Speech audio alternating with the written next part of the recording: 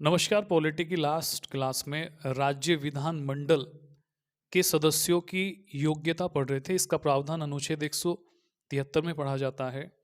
अनुच्छेद 73 बात करता है कि कोई व्यक्ति राज्य विधानमंडल का अगर सदस्य बनना चाहता है तो उसे कौन कौन सी योग्यता का पालन करना होगा।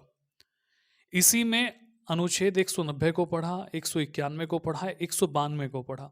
लेकिन ये तीनों अनुच्छेद बात करते हैं सदस्यों की अयोग्यता से संबंधित। कोई सदस्य अयोग्य माना जाएगा। अनुच्छेद 190 बात करता है पद की रिक्ति के संबंध में। उसके बाद अनुच्छेद 191 में दिया गया है, कुछ प्रावधान दिए गए हैं जिसके आधार पे उसे अयोग्य साबित कर दिया जाएगा या अयोग्य मान लिया जाएगा। इसको हमने पढ़ लिया था कल।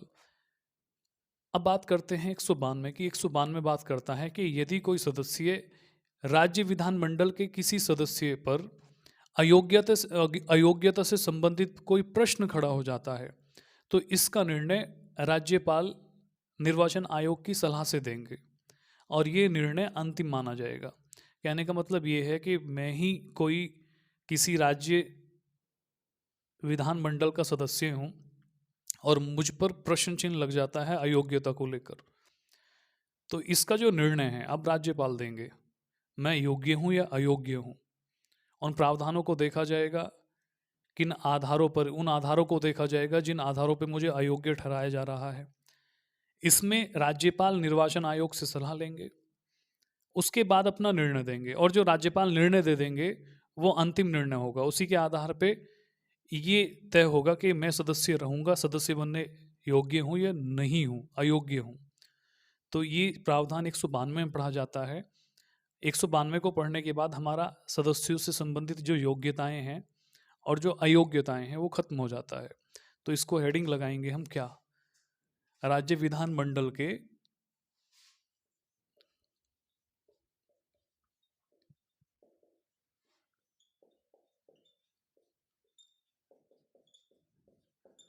सदस्यों की योग्यता और अयोग्यता। योग्यता को संविधान में अहर्ताएं कहा गया है, अहर्ता। और अयोग्यता को निरहर्ता, निहर्ता कहा गया है। मतलब शब्दों का ही एक अंतर है, वरना अहर्ता का मतलब निकल के आता है योग्यता और निहर्ता का मतलब निकल के आता है अयोग्यता। तो इसमें जो है, इसमें डाउट ये नहीं होना चाहिए कि भाई अनुच्छेद 173 तो कुछ और कहता है और हमने कुछ और पढ़ लिया। तो उसमें ढूंढना मत किताबों में कि जो पढ़ रहे हैं हम सही हैं या गलत है। सही है ना। योग्यता की जब बात की जाती है तो उसके लिए अनुच्छेद 173 को पढ़ते हैं, हमने पढ़ा था। और जब अयोग्यता की बात की जाती है, सदस्यों की अयोग्यता से संबंधित बात है, तो इसके लिए आर्टिकल 190, 190, 191 और 192 को पढ़ा जाता है। अब इसमें से हमने इन दो अनुच्छेदों को पढ़ लिया था और 173 को पढ़ लिया था। बात करते हैं 192 की। तो 192 में क्या लिखेंगे हम? 192 में लिखेंगे, इसके अनुसार यदि राज्य विधानमंडल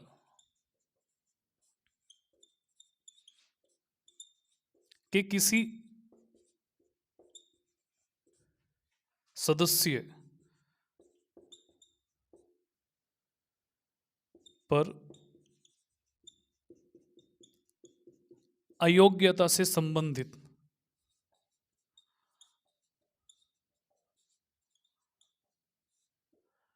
प्रश्न खड़ा हो जाता है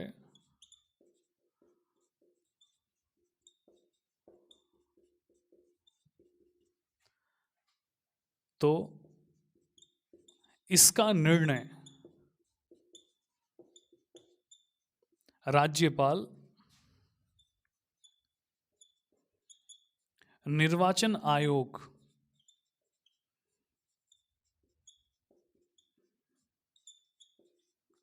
आयोग की सलाह से लेंगे। और ये इसमें याद रखना कि जो निर्णय राज्यपाल द्वारा लिया जाएगा वो अंतिम निर्णय माना जाएगा। योग्य है कोई या अयोग्य है, तो फिर से जो है इसमें एक बार रिपीट करता हूं कि किसी राज्य विधानमंडल का मतलब है या तो विधानसभा या विधान परिषद, दोनों में से किसी भी सदन के किसी सदस्य पर अयोग्यता से संबंधित प्रश्न उठ जाए तो उसका निर्णय कि भाई ये सदस्य अयोग्य है या योग्य है, उसका निर्णय राज्यपाल लेंगे। और राज्यपाल सलाह लेंगे भाई निर्वाचन आयोग से। तो ये जो है योग्यता और अयोग्यता से संबंधित जो प्रावधान थे हमारा कंप्लीट हो जाता है। उसके बाद अनुच्छेद 174 को पढ़ते हैं। ये क्या बात करता है?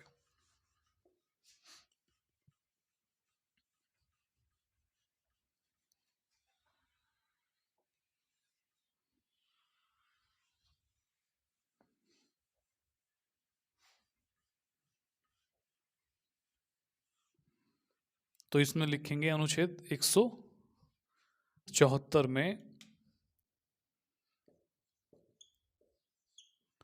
राज्य विधानमंडल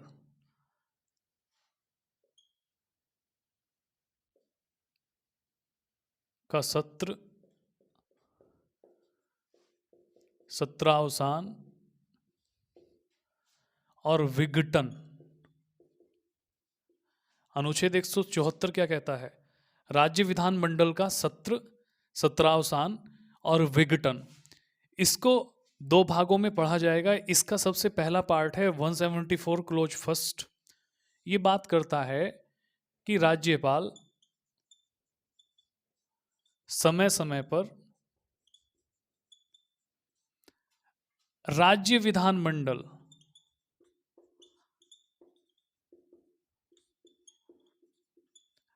विधानमंडल के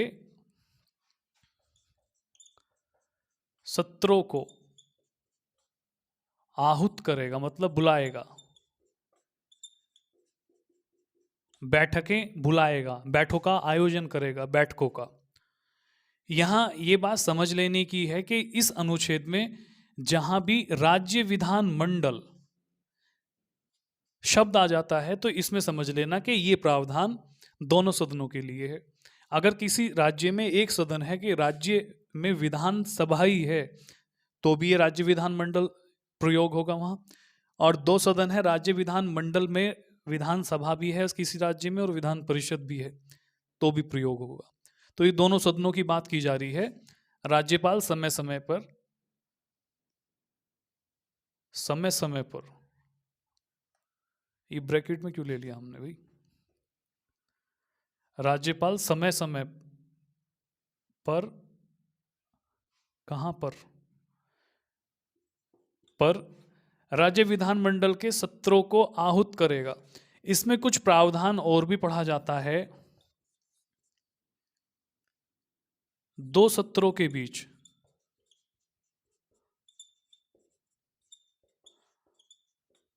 छह माह से अधिक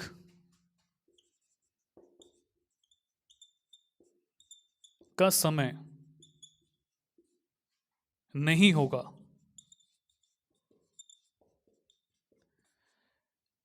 कहने का मतलब यह है कि दो सत्र का आयोजन जो होगा उनमें अधिकतम डिफरेंस हो सकता है 6 माह का।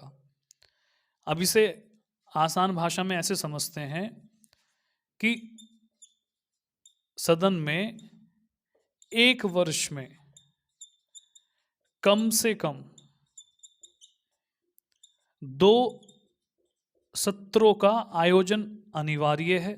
2 सत्रों का आयोजन करना, 2 सत्रों का आयोजन अनिवार्य है। और अधिकतम कितने भी हो सकते हैं।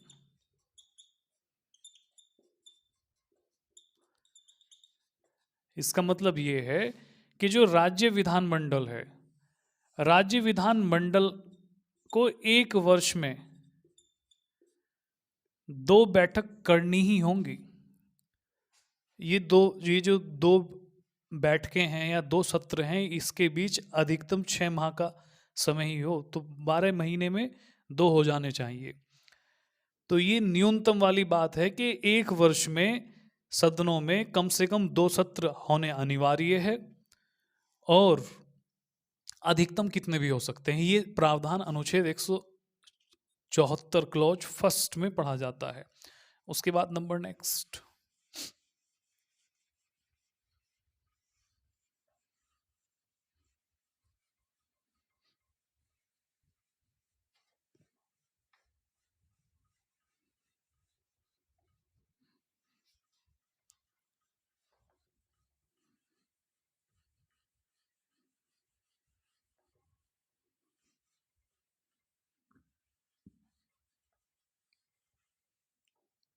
Article 174 close 2।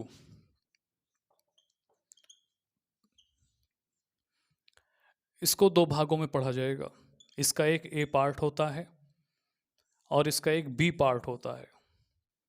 तो हम इसको कह सकते हैं आर्टिकल 174 क्लोज 2 सब क्लोज ए। ये क्या कहता है कि राज्यपाल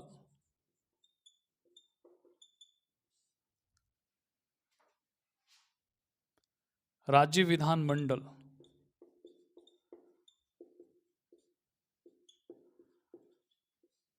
राज्य विधानमंडल का समय समय पर सत्रावसान करेगा। सत्रावसान का मतलब है कि सत्र को अनिश्चित काल के लिए रोक देना, छुट्टी पर भेज दिए, सत्र अवसान हो गया। ये 174 क्लोज 2 सब क्लोज एक बात करता है। राज्य विधानमंडल की बात की गई है तो विधानसभा और विधान परिषद भी इसमें शामिल होंगे। ये जो आर्टिकल 174 क्लोज 2 सब क्लोज बी है, क्लोज 2 सब क्लोज बी है, ये बात करता है कि राज्यपाल राज्य विधानसभा, मैं विधानसभा की बात कर रहा हूं, शब्दों पर जाएं, राज्य विधानसभा का विघटन या भंग करेगा। आर्टिकल 174 क्लोज 2 सब क्लोज बी बात करता है कि राज्यपाल ही विधानसभा का विघटन करेगा। अब यहाँ राज्य विधान मंडल नहीं लिया गया। अगर राज्य विधान मंडल ले लेते तो इसमें विधानसभा के साथ साथ विधान परिषद भी शामिल हो जाती। अब विधान परिषद एक स्थायी सदन है, इसको भंग नहीं कर सकते। भंग केवल किसका होगा? विधानसभा का होगा। अब विधानसभा का जो भंग होगा, इसके बहुत सारे कारण हो सकते हैं। इसमें कुछ प्रमुख कारण बात कर लेते हैं, जैसे मुख्यमंत्री ही कह दे, भंग करने की बात कर दे मुख्यमंत्री, राज्यपाल भंग कर देगा। जैसे संवैधानिक तंत्र विफल हो जाए, राज्यपाल भंग कर देगा। और ये स्वतः भी भंग हो जाता है जब इसके 5 वर्ष पूर्ण हो गए हो। तो ये 3 जो हैं बड़े कारण हो सकते हैं, विधानसभा होते हैं विधानसभा के भंग होने के। आर्टिकल 174 हमारा कंप्लीट हुआ। नेक्स्ट,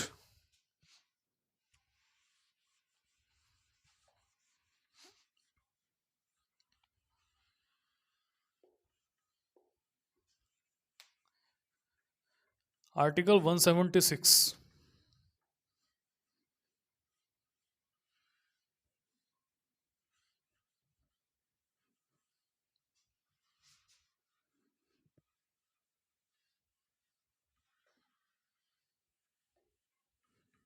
वन 176 बात करता है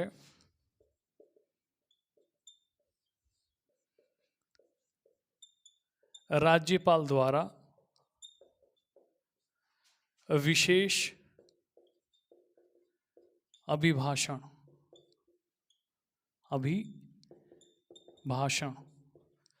इसका मतलब यह है कि राज्यपाल राज्य विधानमंडल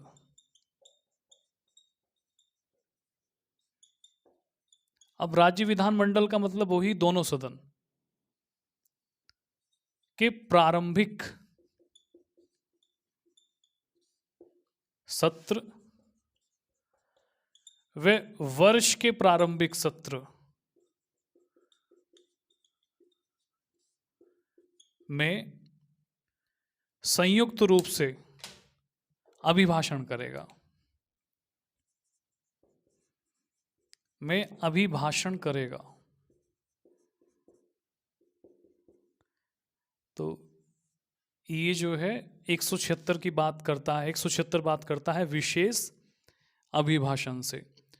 हो सकता है किताब में कुछ और थ्योरी बना के दी हो, लेकिन इसमें बात यही समझना कि राज्य विधानमंडल के दोनों सदनों का जो पहला सत्र होगा वो, और वर्ष का जो पहला सत्र होगा उसमें समेकित रूप से या समावेशित रूप से या एक साथ या संयुक्त रूप से अभिभाषण करेगा। ये विशेष अभिभाषण हो जाएगा। थ्योरी को पढ़कर संदेह मत करो। ये नहीं होना चाहिए कि जो हमने पढ़ा है उसे किताबों से मैच करें। शुरुआती जो है, शुरुआत में ऐसे ही होता है जब हम पढ़ाई करते हैं, तो जो पढ़ाने वाला है उसने क्या पढ़ाया है उसको हम किताबों में ढूंढते हैं। अब भला ये अतार्किक है चीज़ें। ये वैसे हमारे साथ भी हुआ था। जब मैं पढ़ता था तो जो पढ़ाया गया है उसे मैं किताबों में ढूंढता था। अब दिक्कत ये थी कि जो पढ़ाया गया है उससे तो ध्यान हट गया। अब मैच करने पे लग रहे हैं कि क्या क्या चीज़ पढ़ाई है। अरे 174 में तो ये भी था, ये छुड़वा दिया। अरे 176 में तो 76 में ऐसे लिखा था, ये छुड़वा दिया। देखो, भाषा जितना सरल हो जाएगा उतनी ही चीज़ें समझ में आती है। अब अगर भाषा कठोर होगी, शब्द जो हैं कठिन होंगे, तो चीज़ें इलझ जाती हैं। अब जैसे योग्यता को आहर्ता कहा गया है संविधान में। अब 173 को जो मैं पढ़ा रहा था, मुझे ऐसा लगता था कि भी कुछ लोग समझेंगे आहर्ताएं लिखा है 173 में, और कुछ समझेंगे कि योग्यताएं लिखा है। और एक इसमें बीच का प्राणी होगा, ये प्राणी समझेगा कि इसमें तो गलत लिखा दिया। मतलब कुछ लोग तो समझ जाएंगे कि अर्हता का मतलब ही योग्यता है, लेकिन जो बीच वाला व्यक्ति है ये प्राणी समझेगा कि इस प्रावधान को गलत पढ़ा दिया। तो उसमें वो डाउट में चलता है। तो डाउट में मत चलो। संदेह जहर है एक तरह का। संदेह, शक, अनिश्चय, ये जहर ही होता है। ये जब आदमी को चढ़ जाए तो विध्वंस मचाता है। शक जो है घर बर्बाद कर दिए शक ने। जो संदेह हो जाता है, पति को पत्नी पे संदेह है, पत्नी को पति पे संदेह है, स्टूडेंट को अपने टीचर पे संदेह है, बाप को बेटे पे संदेह है, बेटे को बाप पे संदेह है, प्रेमी को प्रेसी पर संदेह है और प्रेसी को प्रेमी पर संदेह है। तो गाड़ी चलेगी थोड़ी, रुक जाएगी बीच में। तो संदेह जहर होता है। ये जो प्रावधान है ये सरलतम है।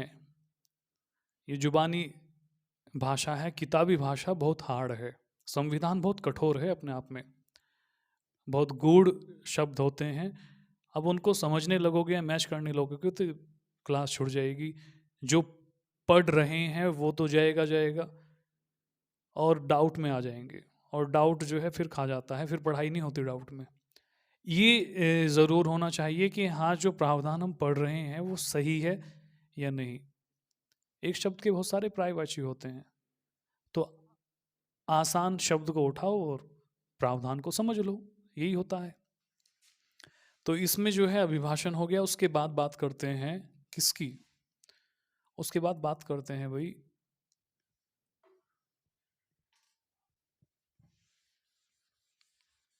178, अनुच्छेद 178 की।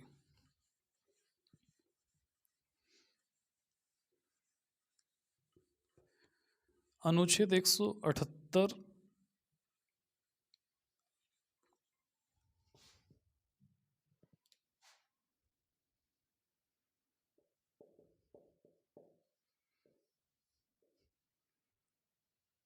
अनुच्छेद 178 बात करता है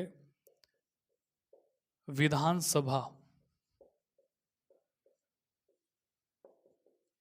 के अध्यक्ष व उपाध्यक्ष की।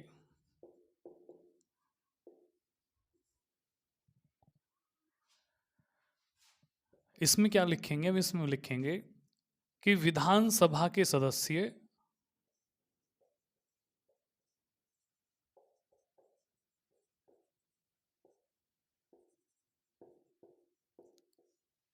अपने में से ही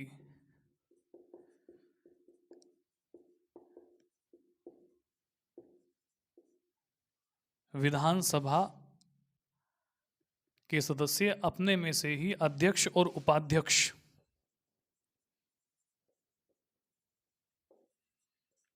को चुनते हैं, चुनते हैं।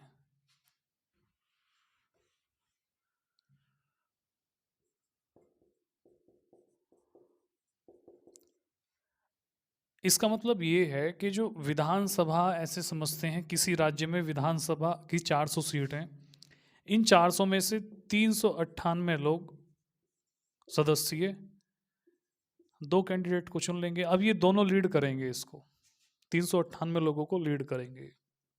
इसका मतलब ये है, परंपरा अनुसार होता है जो सत्ताधारी दल है, सत्ताधारी दल के सदस्य ही अध्यक्ष चुने जाते हैं।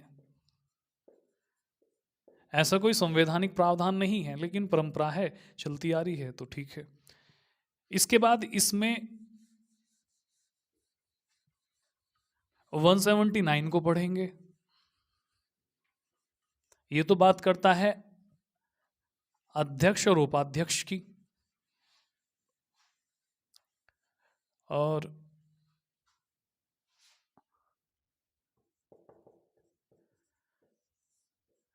179 की बात करें तो ये बात करता है विधानसभा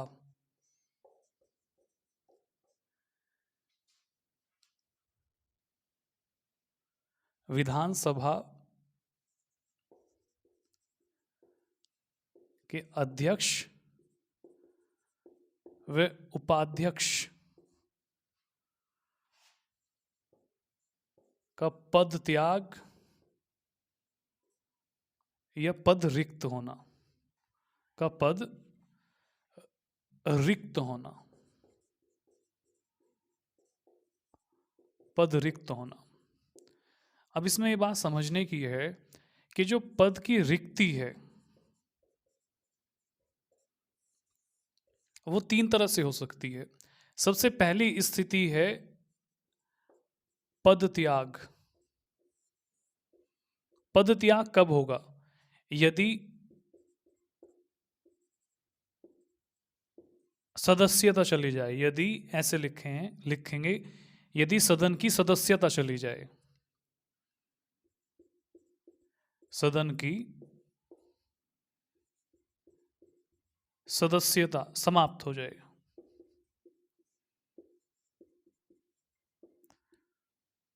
अब ये बात समझने की है कि जब किसी सदन का कोई व्यक्ति सदस्य ही नहीं होगा तो अध्यक्ष या उपाध्यक्ष कैसे बनेगा? सदस्यता ही चली गई। दूसरा प्रावधान क्या हो सकता है? त्याग पत्र दे दे, त्याग पत्र। ये पहला था पद त्याग, और दूसरी स्थिति क्या है? त्याग पत्र दे दे। अब त्याग पत्र किसको देगा? ये इसमें बहुत सीधी सी बात है कि अध्यक्ष त्याग पत्र देगा उपाध्यक्ष को,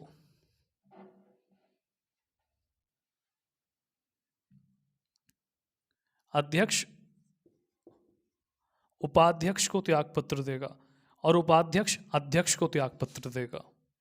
2 स्थिति हो गई। इसकी तीसरी स्थिति क्या है? पद से हटा देना। तीसरी स्थिति है पद से हटा देना।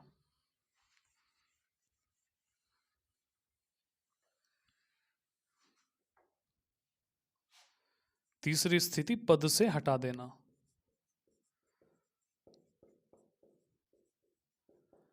पद से हटा देने का मतलब ये है कि यदि विधानसभा के सदस्य बहुमत से 14 दिन की पूर्व सूचना के साथ संकल्प पत्र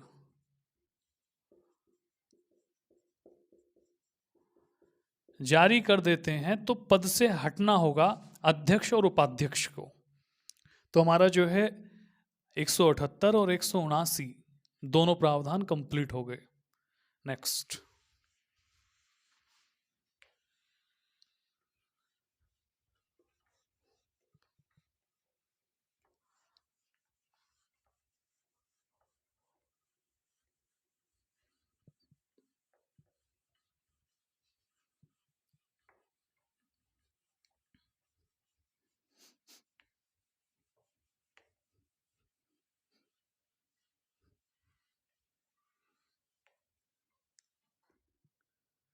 आर्टिकल 182 ये बात करता है विधान परिषद के सभापति व उपसभापति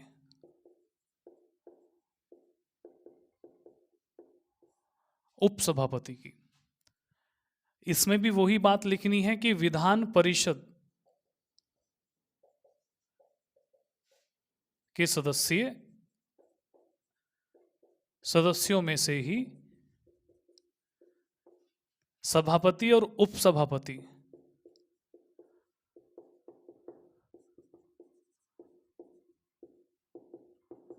की नियुक्ति की जाती है। एक सी बात है। उसके बाद आर्टिकल 183 में जो सभापति है और जो उपसभापति है वहां अध्यक्ष और उपाध्यक्ष था कि पद रिक्त होने से, पद रिक्ति से संबंधित प्रावधान है। अब ये जो पद रिक्ति से संबंधित प्रावधान है इसमें भी वही बात है। पहली स्थिति हो सकती है पद त्याग की, और पद त्याग कब होगा? जब सदन की सदस्यता चली जाए, सदस्यता समाप्त हो जाए। और दूसरी है त्यागपत्र। त्यागपत्र में भी वही चलता है कि जो सभापति है, सभापति उपसभापति को और उपसभापति सभापति को अपना त्याग पत्र दे देंगे, पद रिक्त हो जाएगा। तीसरी स्थिति है पद से हटा देना। ये जो पद से हटाने वाली बात है इसमें यही होगा कि विधान परिषद बहुमत से 14 दिन की पूर्व